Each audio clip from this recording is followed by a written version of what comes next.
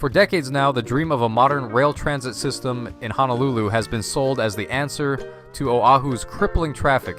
A sleek, elevated train gliding past rush hour gridlock, connecting Kapolei to Ala Moana, and reshaping the way people move across the island. But behind the polished renderings and government promises lies one of the most controversial and expensive public works projects in Hawaii's history. A project that has already spanned generations, drained billions, and continues to stir debate over whether it will ever truly deliver on its promise. So today we're diving into everything you need to know about the Honolulu Rail Transit Project, its origins, its ballooning costs, where it's going, and why it remains one of the most divisive topics in Hawaii. Let's start at the beginning. The idea for a rail system in Honolulu isn't new. In fact, the concept dates back to the 1960s, when planners began to worry about traffic congestion as the island's population grew.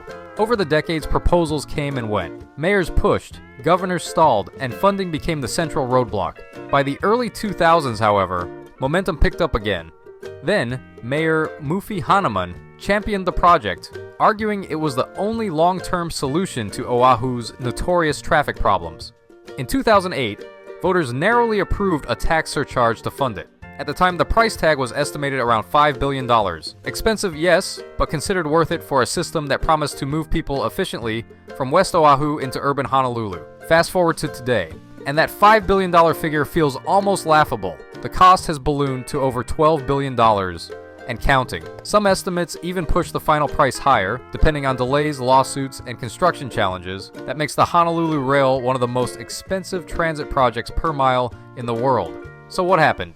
For one, the project faced constant political turnover. Each new administration brought its own vision, its own priorities, and its own changes. Combine that with lawsuits from community groups, concerns over native Hawaiian burial sites, and engineering challenges of building on Oahu's complicated geology, and you get a project that has been anything but smooth. The rail was originally supposed to be fully operational by 2020. Instead, here we are in 2025, and only part of the system is open. The first segment, known as Skyline, currently runs between East Kapolei and the Aloha Stadium. It's shiny, new, and modern, but it only covers a fraction of the full route. The next phase is under construction now, pushing the line further east into Honolulu. The goal is to reach Middle Street and the Kalihi Transit Center by late 2025. After that, the final push will take the rail through urban Honolulu and end at the Ala Moana Center, but not until 2031 if everything stays on schedule. That means by the time the rail is finished, nearly a quarter century will have passed since voters first approved the funding. That's an entire generation. And it raises the big question, will the Honolulu Rail ever truly meet the needs it was designed to solve? Because here's the truth. Oahu's traffic is already legendary. Studies show Honolulu consistently ranks among the worst cities in the nation for congestion. The H1 freeway, the main artery, is often compared to Los Angeles traffic, but with no alternative routes. Commuters from Kapolei, Waipahu, and Iwa Beach spend hours each week stuck in bumper to bumper. On paper, the rail makes sense. A fast, reliable system that whisks people past the gridlock, reduces car dependency, and cuts greenhouse gas emissions. But critics argue that by the time it's completed, the rail will be outdated, underused, and financially unsustainable. One major criticism is ridership. The original projections estimated more than 100,000 daily riders. But with remote work, changing population patterns, and the rise of rideshare services, some experts say those numbers may never materialize. If the ridership falls short, the rail could become a billion-dollar burden on taxpayers rather than a solution. Another point of controversy, the money. Funding has been a nightmare.